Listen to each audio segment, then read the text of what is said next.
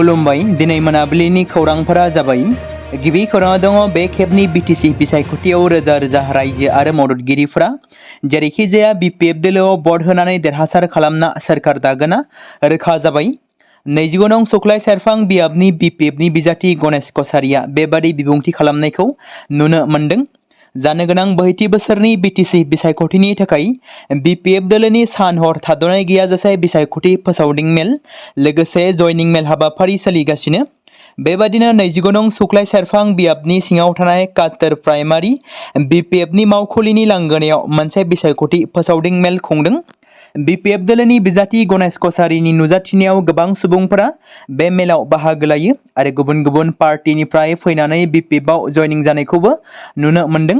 बे खेबनि बिटिसि बिसायख'थियाव 10,000 भट लानानै देरहागोना रोखा जाबाय आरो बिसायख'थियाव देरहायोब्ला गावनो हाग्रामा महिलारिया इएम बिबानखौ होनो खोथा होनायनि बाथ्राखौ रायजो राजाफोरनि सिगाङाव फोरमायना होयो बिजाथि गणेश कछारिया। नैथि खौराङाव दङ बनरगाव बियाबाव इउपिपिएलनि बिजाथि रबिराम ब्रह्मनि देरहानाया रोखा जाबाय। बे बाथ्राखौ बुंदों मिरु इउपिपिएलनि दैदेनगिरि हान्थिगिरि नार्जारिया। बिटिसि बिसायख'थिया खाथियाव सफैनाय लोगो लोगो दासान्दि गुबुन गुबुन राजखान्थि दोलोफोरा दोलोखौ गोख्रों खालामनो एबा बिसायख'थियाव देरहानांगौनि थाखाय रायजो राजाफोरनि गेजेराव थांनानै भट बिनाय आरो बायदि बायदि हाबाफारि लानाया गोख्रोङै सोलिबाय थादों। बेबादिनो मैया मोनाबिलियाव इउपिपिएल दोलोनि मोनसे जयनिं हाबाफारि जानानै थाङो। मिरु इउपिपिएल दोलोनि गोख्रों मावथि हान्थिगिरि नार्जारिनि दैदेननायाव 9 नं बनरगाव बियाबनि सिङाव थानाय मागुरमारि प्राइमारियाव गुबुन गुबुन दोलोनिफ्राय सान 200निबो बांसिन सोद्रोमाफ्रा बनरगाव बिटिसि बियाबनि बिजाथि रबिराम ब्रह्मनि नुजाथिनायाव इउपिपिएल दोलोआव आखाइ हमफैदों।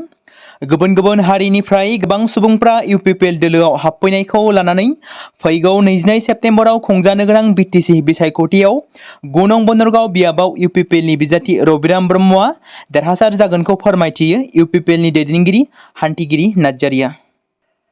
थामथि खौराङाव दङ जों मिथिगौदि बर'नि जोहोलाव एनडिबिनि गायसनगिरि एनडिबिनि आफादगिरि रन्जन दैमारिया दासिमबो जोबथेसालियाव सिबिआइ केसजों एक्टिभ जानानै थानायनि जाहोनाव उदां अख्राङाव फैयाखै। बेनि गेजेराव थांनाय माखासे दान सिगाङाव रन्जन दैमारिया 20 साननि थाखाय पेर'लाव उदां जानानै न' फारसे फैदोंमोन। नाथाय न'आव फैनाय समाव बर'नि गोबां दैदेनगिरि माहारियारि आफादफोरनि माखासे दैदेनगिरिफोर आरो लोगोसे खुंथाय सोरखाराव थानाय दैदेनगिरिफोरा रन्जन दैमारिखौ खौरां लाहैयाखै। बे बाथ्राखौ लानानै डक्टर अनजालि दैमारिया खौरांगिरिफोरनि सोंथि खालामनायाव माखासे बाथ्रा बुंथिदों। जेराव गेदेमा रन्जन दैमारिया प्रमद बर', दिपेन बर' लोगोसे लरेन्स इस्लारि मोनखौ लोगो हमनो लुबैदोंमोन। जायनि थाखाय डक्टर अनजालि दैमारिखौ लिंहरनो थाखाय खावलायदोंमोन रन्जन दैमारिया। बेनि उनावनो अनजालि दैमारिया मेसेज हरो प्रमद बर'नो आरो प्रमद बर'आ रिप्लाइ हरनानै बुंहरदोंमोन दि लरेन्स इस्लारिजों कन्टेक्ट खालाम। बेनि उनाव लरेन्स इस्लारिया बुंहरो दि शिबजों रायलायगोन आरो गुबुन फारसे दिपेन बर'आ जेबो रिप्लाइ होआखै होनना फोरमायदों अनजालि दैमारिया। आरो फैयै फैयै 20 सान बारलांनायनि उनावबो बिथांमोना लोगो हमनो फैयाखै होनना बुंबावो। नेपालाव दासिमबो थासारिया सरासनस्रा थासारिसिम फैयाखै। नेपालाव दिदोमथि गैयै थासारिखौ सामलायनो थाखाय आर्मिया बिबान लादोंब्लाबो गुबुन गुबुन जायगाफोराव हिंसायारि जाथाय जागासिनो दं। बेराफारसेथिं रामेसाबनि गंसे जोबथेसालियाव थानाय माखासे सोद्रोमाफोरा खारखोमानो नाजादोंमोन जायनि जाहोनाव सानै कैदिफोरनि जिउ खहाबो जायो गुलि गावनायाव। बेनि सिगां गुबुन जायगायाव दाङाबाजिनि समाव रौनियाफोरनि गुलि गावनायजों 60 कैदिफोरा जिउ खोमानांदोंमोन। नेपालाव थासारिखौ मोजां खालामनो थाखाय आर्मिफोरा बिबान लानायनि उनाव जोबथेसालिनिफ्राय कैदिफोरा खारनो नाजादों आरो गोबां गावथारनायबो जाबाय। बेनि सिगां गोबां कैदिफोरा जोबथेसालिनिफ्राय खारखोमा लांबायबो। बे समावनो काठमांडुनिफ्राय खारखोमानाय सासे दुथां बांलादेशी दायनिगिरिखौ एसएसबीआ हमनो हायो। बिहार नेपालनि रक्सोल सीमायाव रैखाथि खामानियाव नांथाबना थानाय एसएसबीनि 47थि बेटेलियनआ बांलादेशनि दायनिगिरि मोहम्मद अब्दुल हुसैन तालिखौ खायो।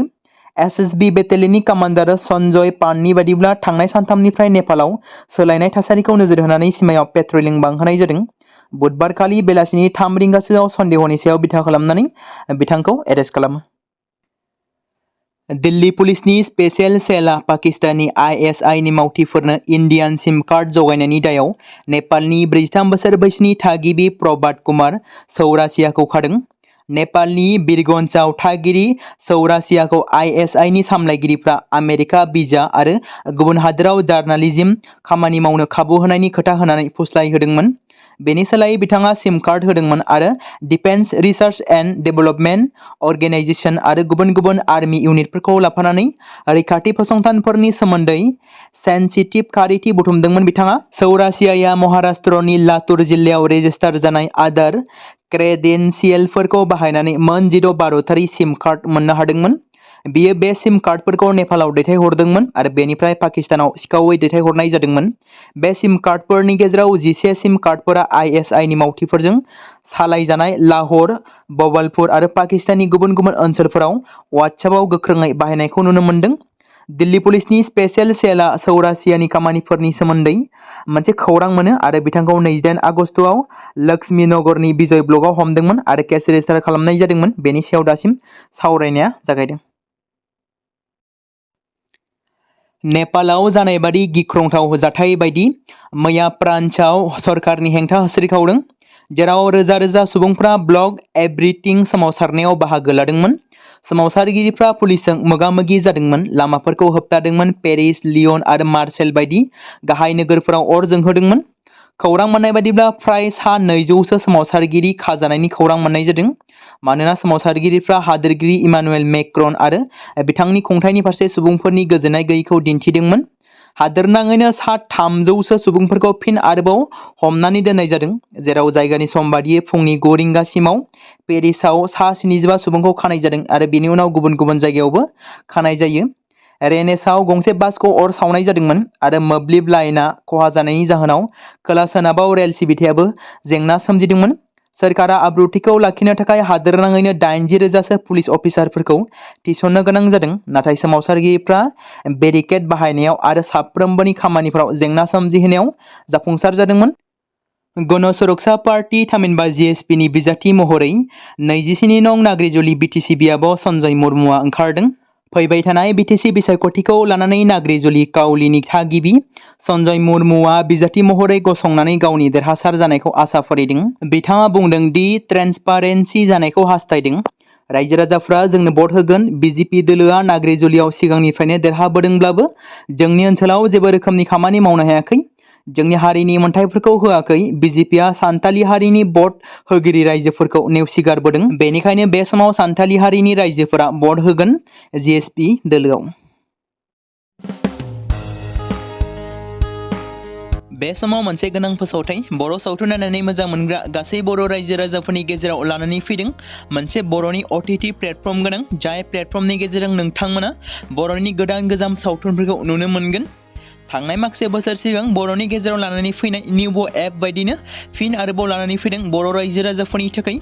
बे बाथ्राखौ मख'नाया गोनांदि 2025 मायथाइनि जानुवारि दानाव ओंखारनाय आंगो स्ट्रिम मुंनि मोनसे OTT प्लेटफर्म गोनां निउबो एपनि गेजेरजों नोंथांमोना गोबांथार बर'नि सावथुनफोर जेरै ट्रेजेडि, रमान्टिक, एक्शन आरो कमेडिजों बुंफबनाय सावथुनफोरखौ नुनो मोनगोन, जेरै सनानि नखर, थांखि गैयै समाज, अनसुला आफा, हिर', बिमा बायदि बाजै, अर, थैसाम, वान्टेड, संदान आरो रं नाम्बार बायदि सावथुनफोरा मख'जाथाव। बेफोर सावथुनफोरखौ नायनो थाखाय नोंथांमोना गिबियावनो आंगो स्ट्रिम एपखौ गाव गावनि मबाइलाव थानाय प्ले स्ट'रनिफ्राय डाउनल'ड खालामनानै लोगोसे इनस्टल खालामनानै गावनि मबाइल नाम्बारजों लग इन खालामनानै लाग्रोनांगोन। बेनि उनाव नोंथांमोना गोबांथार नुनो मोनै सावथुनफोरखौ गुगोल पे, फन पे आरो पेटिएमजों रं नाम्बार सावथुनखौ नायनो थाखाय 60 रां आरो संदान सावथुनखौ नायनो थाखाय 80 रां, वान्टेड सावथुनखौ नायनो थाखाय 60 रां, थैसाम सावथुनखौ नायनो थाखाय 60 रां, बेबादिनो गोबांथार नुनो मोनै सावथुनफोरखौ नायनो थाखाय सुबिदा खालामनानै होदों आंगो स्ट्रिम प्लेटफर्मआ। फिन नोंथांमोननि गेजेराव फोरमायबावनो लादों बर' सावथुन नायनानै मोजां मोनग्रा गासै बर' रायजो राजाफोरनि गेजेराव लानानै फैदों मोनसे बर'नि OTT प्लेटफर्म गोनां, जाय प्लेटफर्मनि गेजेरजों नोंथांमोना बर'नि नुनो मोनै सावथुनफोर जेराव गोदान गोजाम सावथुनफोरखौ नुनो मोनगोन। बे बाथ्राखौ मख'नाया गोनांदि 2025 मायथाइनि जानुवारि दानाव दिहुनजानाय आंगो स्ट्रिम मुंनि मोनसे OTT प्लेटफर्म गोनां एपनि गेजेरजों नोंथांमोना गोबांथार बर'नि ट्रेजेडि, रमान्टिक, एक्शन आरो कमेडिजों बुंफबनाय सावथुनफोरखौ नुनो मोनगोन। जेरै रं नाम्बार, संदान, वान्टेड, थैसाम, अर, बिमा बायदि बाजै, हिर', अनसुलाफा, थांखि गैयि समाज, सनानि नखर बायदि बायदि सावथुनफ्रा मख'जाथाव। बेफोर सावथुनफोरखौ नायनो थाखाय नोंथांमोना गिबियावनो आंगो स्ट्रिम एपखौ गावनि मबाइलाव थाखानाय प्ले स्ट'रनिफ्राय इनस्टल खालामनानै गावनि मबाइल नाम्बारजों लगइन खालामखांनायनि उनाव नोंथांमोना गोबांथार नुनो मोननाय सावथुनफोरखौ गुगोल पे, फन पे आरो पेटिएमजों रं नाम्बार सावथुनखौ नायनो थाखाय 60 रां, संदान सावथुनखौ नायनो थाखाय 80 रां, वान्टेड सावथुनखौ नायनो थाखाय 60 रां, थैसाम सावथुनखौ नायनो थाखाय 60 रां, बेफोरबायदिनो अर सावथुनखौ नायनो थाखाय 60 रां पे खालामनांगोन। बेबायदिनो गोबांथार नुनो मोननाय बर' सावथुनफोरखौ नायनो थाखाय सुबिदा खालामनानै होदों आंगो स्ट्रिम प्लेटफर्मआ।